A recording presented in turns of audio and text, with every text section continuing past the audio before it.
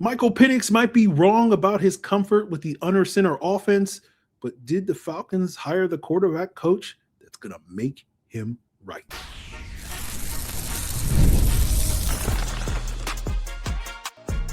You are Locked On Falcons, your daily Atlanta Falcons podcast.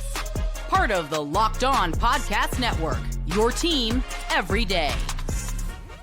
Welcome back, everyone, to Locked On Falcons, which is part of the Locked On Podcast Network, which is the #1 sports podcast network in all of the Milky Way galaxy. And today's Locked On Falcons is brought to you by FanDuel.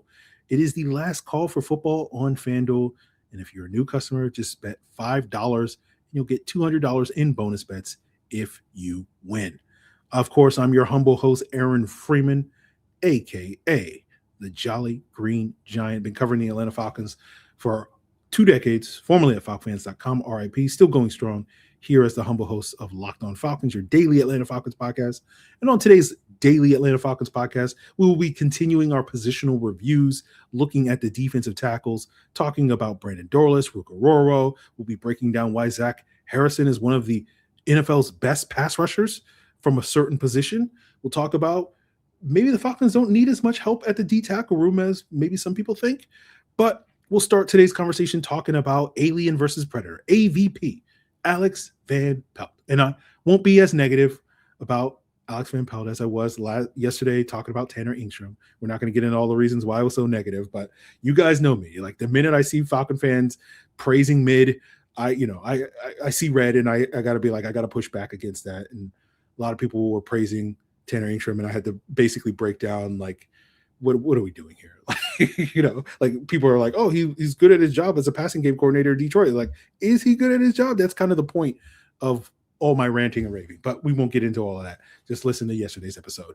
We'll spend today praising Alex Van Pelt, at least as far as him as a quarterback coach with a much more proven track record for that job in terms of his success with Aaron Rodgers in Green Bay, his success working with Kevin Stefanski in Cleveland. And one of the things that Alex Van Pelt is known for, beyond just being a legendary Pitt quarterback, is, his ability to teach good ball fakes, right? And that's going to be a big part of Michael Penix's growth and development when it comes to being the under center play action quarterback that we all hope he can grow into being, because Michael Penix's ball fakes last year were just downright terrible.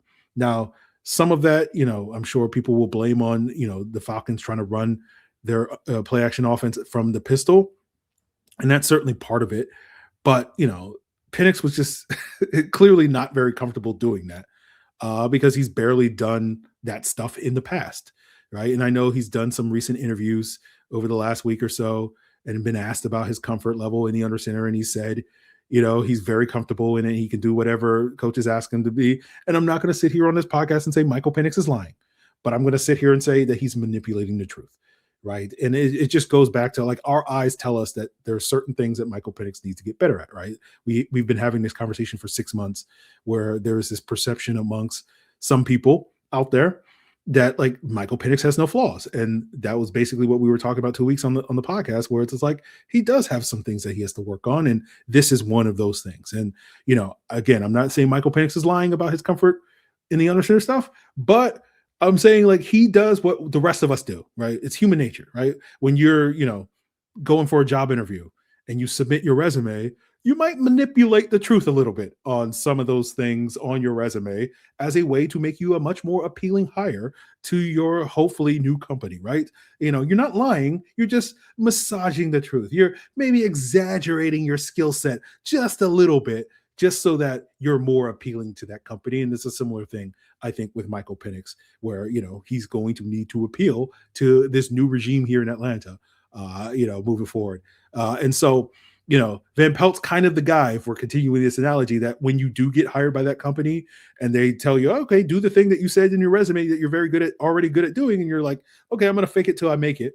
And Van Pelt's the guy that's already working at the company that already has kind of figured that stuff out and realizes you're kind of faking it a little bit. And he's like going to take you under his wing and show you the ropes and show you actually how to do the thing. You're like, oh, okay. And then you can eventually, kind of figure it out at that point in time. And so eventually your company never catches up to the idea that you never knew not how to do that thing that massage the truth and telling them, again, I'm not speaking from personal experience right now, but that's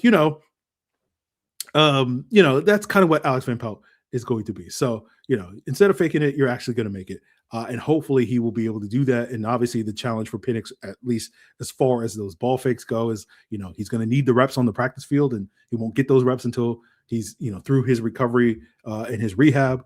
And, we'll see what the timetable is as the offseason, gets further along, what that timetable is going to be, probably not going to be April, but, much more likely to be August, September. So we'll see on that front. But hopefully we will see growth from Michael Penix in this one specific area that will allow him to blossom as that under center quarterback and not just be the pistol play action quarterback that he was very effective at, before his injury, the month before his injury last year. And so we'll see the complete version of Michael Penix that, when he says expert, or advanced level skill set in terms of under center, pistol, and all the different avenues that the Falcons offense will have on his resume, he can actually live up to that truth, that new truth. So speaking of growth that we want to see, let's talk about the growth that we saw from some of these young D tackles, starting with Brandon Dorlus and Ruke Orhorhoro's growth in their second NFL seasons. And we'll do that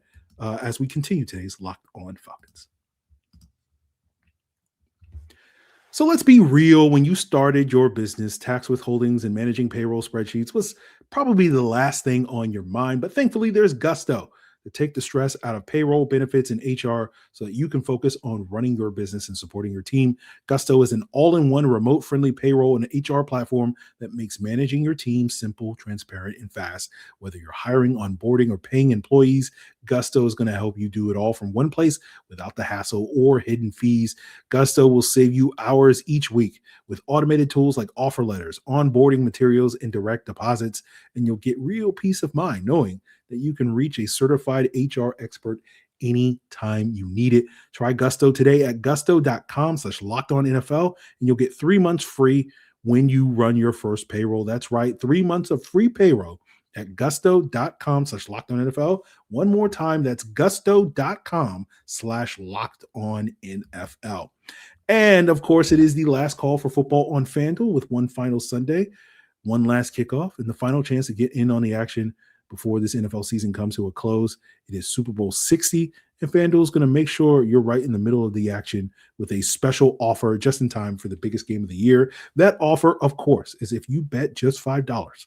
If that first $5 bet for you new customers, you will get if that first $5 bet wins, you will get $200 in bonus bets. Again, if you're a new customer, bet $5 and get $200 in bonus bets if you win. And whether you're backing the favorite, like the Seahawks, who are favored by 4.5 points, or the underdog, like the Patriots, or looking at some of the same game parlay or the game props that are going to be available for this Super Bowl, you got to make it count, because after the Super Bowl, the season is over, and it's the last call for football on FanDuel, an official sports book partner of Super Bowl 60. Just visit FanDuel.com to get started.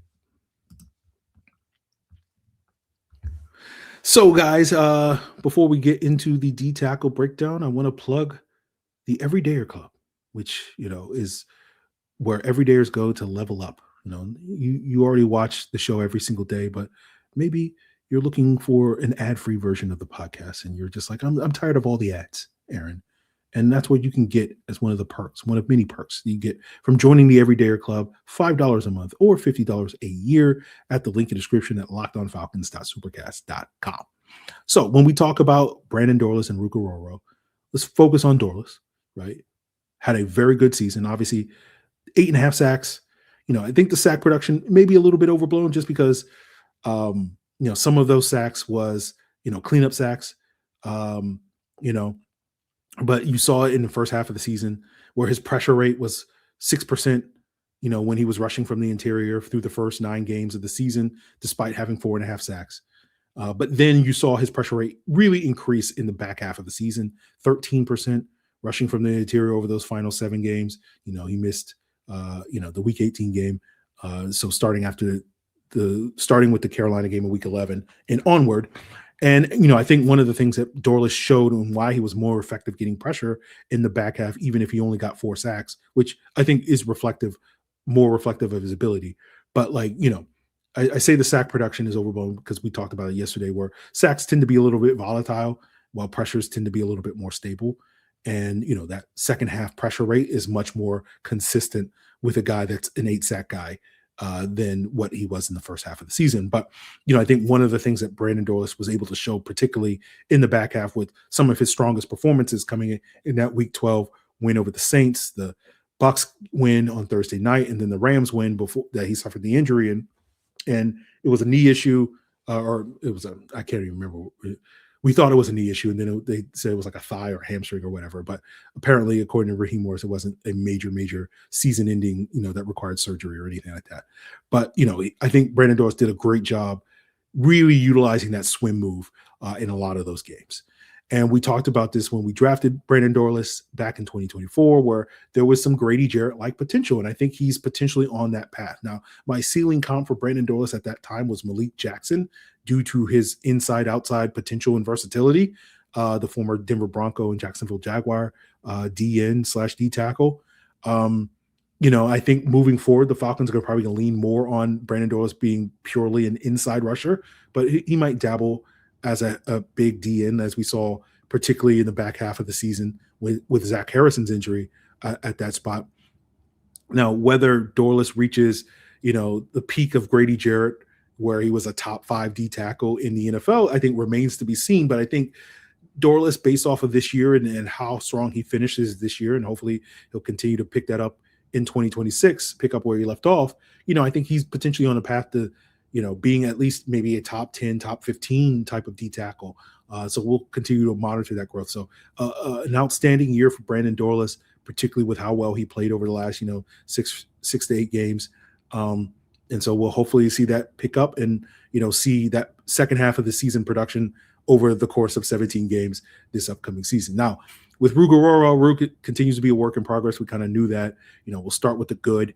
I think Ruke's play got better down the stretch as well, where I think he kind of figured out, I'm a bully, right? Let me use my power. Let me bull rush guys, and I can bully guys. And I think he was a much more effective player down the stretch with some of his best games, over the last, 6 to 8 weeks, and particularly over the last 4 games as well. Ruke wasn't quite the force against the run that we wanted him to be, but I still think there's room for growth there. And we've seen Ruke play well against the run. And so hopefully he kind of, as a rookie, and we'll see that pick up in 2026.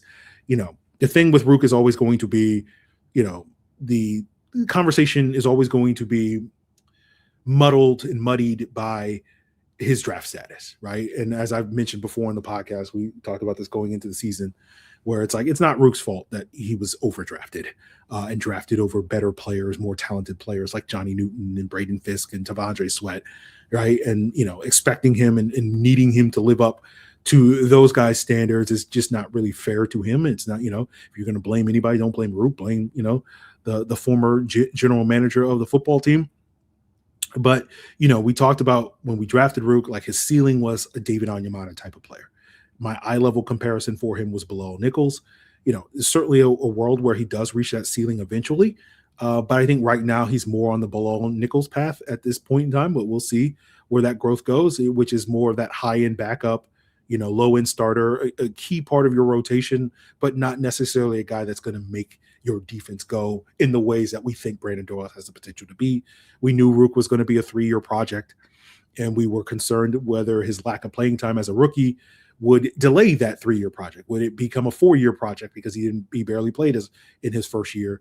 And I guess we'll find out, in 2026, obviously will be his 3rd year. And so if we see a big leap for Ruke this year, then it'll be like, okay, if we don't see that, then there's still a possibility that could happen the following year. And, bring this up because, I always love, because I'm petty, but I remember when we did the breakdown of Ruke back in May of 2024, talking about the comparisons, and some of the comments were like, oh, I see a Jeffrey Simmons and I see a Chris Jones. And again, is there a possibility that he gets there? Sure. But there's probably like a 2% chance of him getting there. But again, I think Ruke can still turn into a solid rotational piece, even if he doesn't live up to that level of hype. But, when it comes to, Jeffrey Simmons and Chris Jones, a player that actually outperformed those guys in 2025 was none other than Zach Harrison when you break down his prowess as an interior pass rusher. And so we're going to get into that and break that down, as well as the rest of the D tackle route and why I don't know if D tackle is as big a need as others seem to think it is as we continue today's Locked On Falcons. This episode is sponsored by BetterHelp. Now, February can be a lot. Flowers, candy, stuffed animals, and so much talk about relationships. And it can honestly feel like everyone has it all together in their love life. But here's the truth. Whether you're married, dating, single, or just focusing on you, most people are still figuring it out. And no matter where you are in your romantic journey, therapy can help you find your way. It can help you get clear on what you want, what feels heavy, and how to take some pressure off yourself. It's easy to assume that everyone has that perfect relationship, but most people are working through some things, and therapy can help you recognize the patterns that might be weighing down your relationships. It can help you communicate better, set healthier boundaries, and stop carrying everything alone. And even if you're not in a relationship right now, therapy can help you feel more confident in what you want moving forward.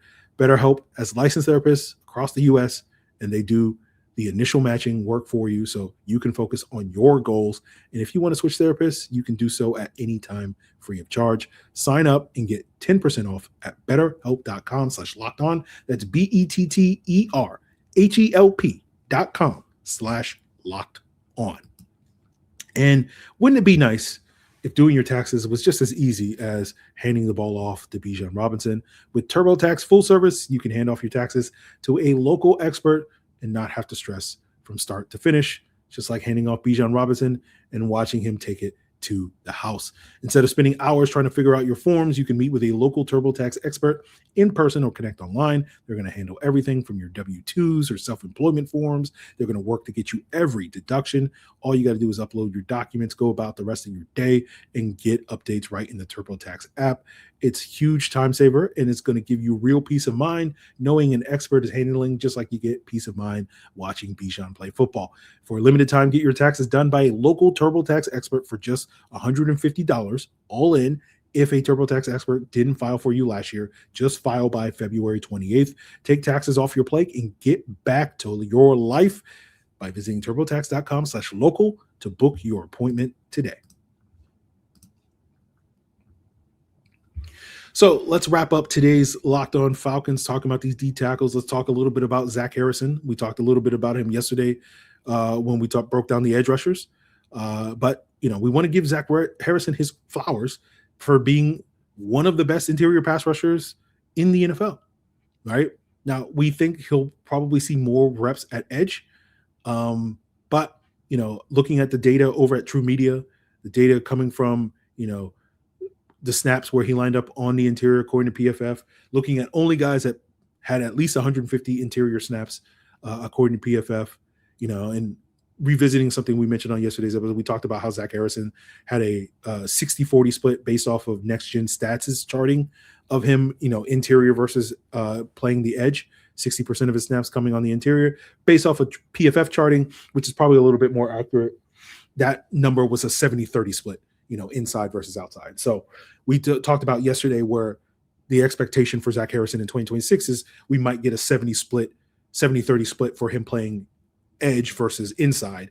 And so that might flip this year. But when it comes to the best interior pass rushers in the NFL in 2025, again, looking at the guys that played 150 plus snaps on the interior, according to PFF, and looking at their pressure rates, Jahad Ward of the Titans, who had 152 snaps, had the highest pressure rate of those guys at 18.4%. But right behind him, and we're just going to forget about Jahad Ward for a second because it doesn't fit the narrative. Zach Harrison with 159 interior snaps, and he had a pressure rate from the interior. This is only when he's playing on the interior of 15.2%, which is the second highest in the NFL, and edged out Zach Allen of the Broncos with 720 interior snaps, 14.4 pressure rate. Jeffrey Simmons, 678 snaps, 14.3% pressure rate. And then Quinnen Williams rounding out the top five with almost 600 snaps at a 13.6% pressure rate. And Chris Jones was like right behind those guys at like 6 or 7 with a 13% pressure rate from the interior.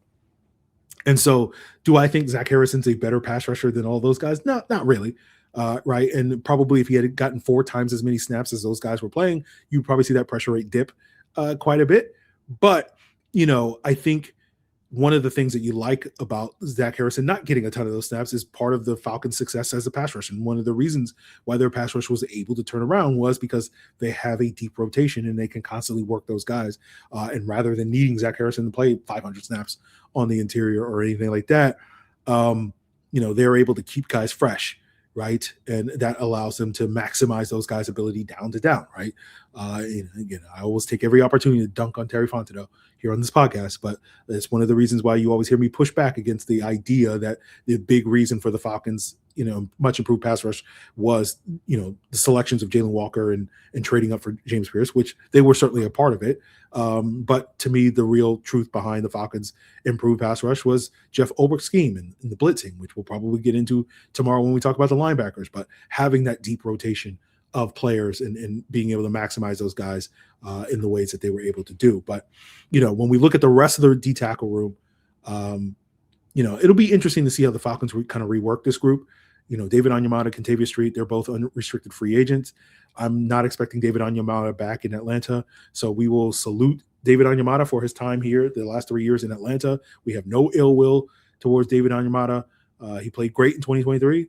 Did he live up to his $17 million cap hit in 2025? No. But, I think the Falcons, I don't have an issue with David Onyemata. To me, the issue was, let's not have our $17 million D tackle that isn't a nose tackle play nose tackle. And to me, the Falcons' run defense improved greatly once they stopped playing David Onyemata at nose tackle, basically after week 10. And that gets us to the Kentavius Street and LaCale London conversation, right? And I expect Street to be re-signed for relatively cheap. And LaCale London's also a restricted free agent, so I'm expecting him back as well. We touched upon this, I believe, back in December about how much better the Falcons' run defense was when both of those guys were on the field at the same time. Essentially, the Falcons' run defense was elite. Now, when you look at the Falcons' run defense overall last year, at various metrics, in terms of success rate allowed, they were 28th. In terms of yards per carry, they were 25th. In terms of EPA per play on designed runs, according to True Media, they were 25th as well in that metric. But when you had both LaCale London and Kentavius Street on the field together, and sample size is an issue because we're only talking about 46 snaps, which only began in week 11 because Street was on the practice squad for the first 10 weeks, and then Harrison got injured, and they elevated Street to the roster.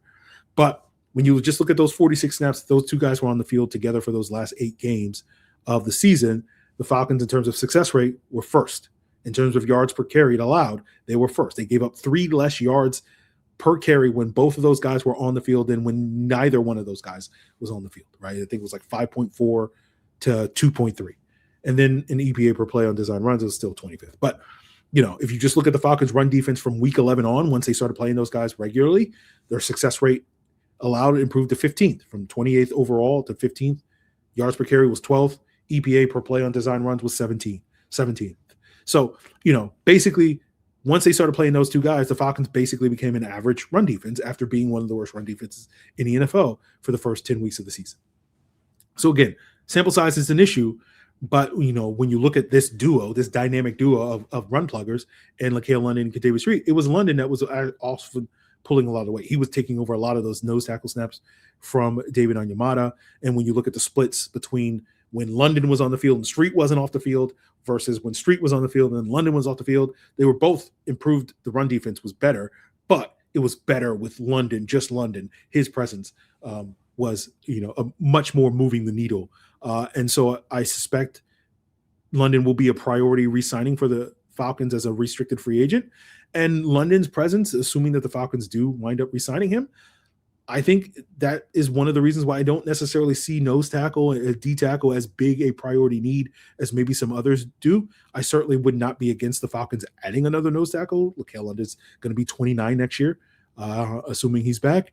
And then if you can get a similar player to him that is younger, that you can have for the next 5 to 7 years as opposed to the next year or so, that would make a lot of sense for the Falcons. You want to find a guy that can add not only his value as a run defender, as we saw last year in the back half of the season, but also bring a little bit more juice in the pass rush. Although, to LaCale London's credit, I know you guys didn't think we were going to spend this much time talking about LaCale London on the D tackle breakdown. More time talking about LaCale London than we did Brandon Dorlus. But I thought London was an underrated pass rusher, right? His pressure rate last year was higher than Brandon Dorlus's was over the course of the entire season.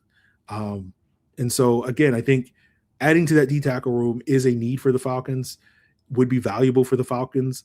But I think if you were asking me between edge and D tackle, which one would be a higher list of priority for me? Again, I know this is maybe contrarian to other folks.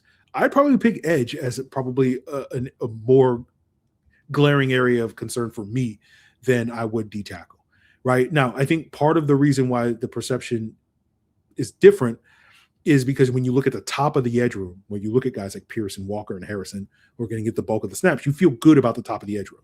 And so you're just like, oh, well, we just need a depth piece at edge.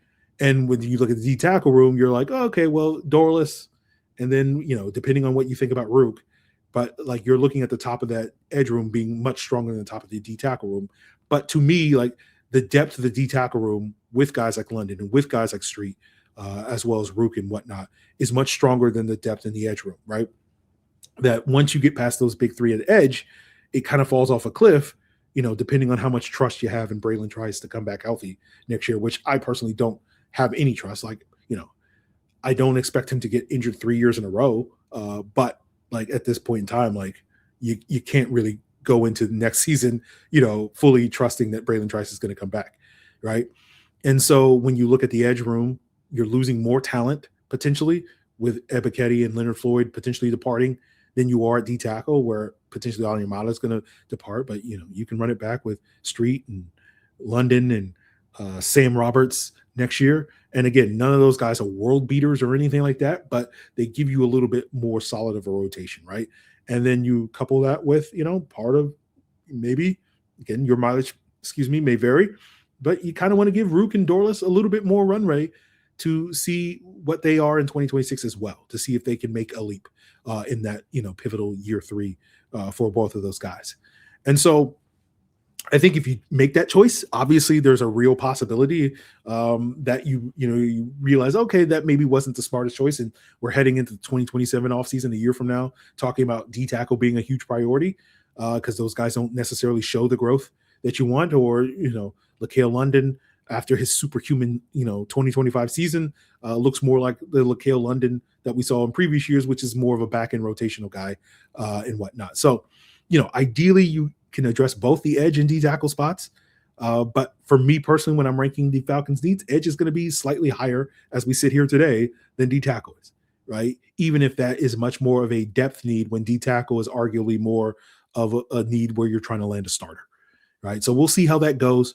And by the time we get to April, we probably, if I'm a betting man, we'll probably be spending more time talking about day 2 D tackles than we are talking about day 2 edges that the Falcons could draft, right? Given the premium nature of the edge rusher position, that by the time we get to pick 48, which is the Falcons' second round pick, or pick 79, which is the Falcons' third round pick, the talent pool in terms of quality edges available at those spots may be a lot thinner than the talent pool is at D tackle, right? And free agency is also going to be a factor as well. Like a lot of my concerns in terms of edge depth could get solved in March, right? And that opens the door for the Falcons to focus on the D tackle in April. So that is certainly a possibility. So it's going to be an evolving conversation, but it's going to end that conversation here on today's episode. Tomorrow, our conversation will be our takeaways from Ian Cunningham's introductory presser, as well as getting into the linebacker breakdown. And, among these front 7, position groups, linebacker to me is going to be a much higher priority than either the defensive line and we'll get into all the reasons why I believe that on tomorrow's episode. And, it's going to pain me potentially to talk about Caden Ellis not being here in Atlanta, but we will have that conversation on tomorrow's episode. So continue to make Locked On Falcons your first listen. Check us out on YouTube or wherever you listen to podcasts. Of course, check out Locked On NFL to get you guys geared up for this weekend's big game, as well as all the ongoing things going on elsewhere around the NFL. And of course, if you want to join the Everydayer Club and get an ad-free version of this Locked On Falcons podcast, as well as other perks, you can do so by hitting that link in description below at lockedonfalcons.supercast.com. It's just $5 a month or $50 a year. It is all part of the Locked On Podcast Network, your team every day.